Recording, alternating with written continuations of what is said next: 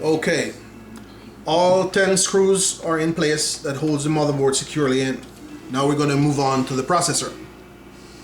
This is our Pentium 3 chip. To get the proper orientation, you'll notice that the corners of the chip has little triangles, triangular shape. You line those up with the triangular shape on the socket. So right away I can tell this goes in like so. Okay?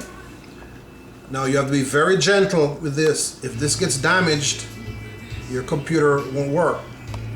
It's zero insertion force, so it should just fall right into place like so. Now we're going to put a little bit of our thermal paste on the back of the processor. Just a touch, not too much.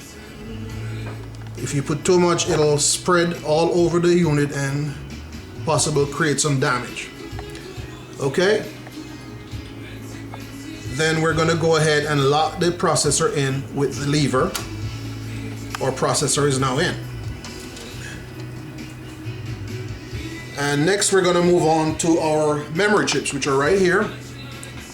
We have about a gig or so of DDR memory, and we're going to install them.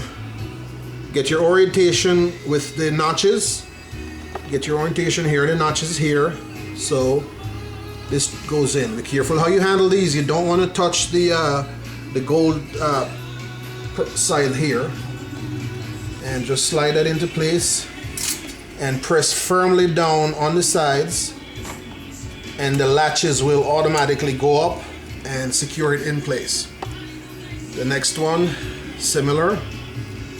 Get our orientation, don't touch the bottom of it, and very gently drop that in place and push down firmly on the sides, and you'll see the latches go in and lock it in. Okay, now we're going to work on the installing the power supply.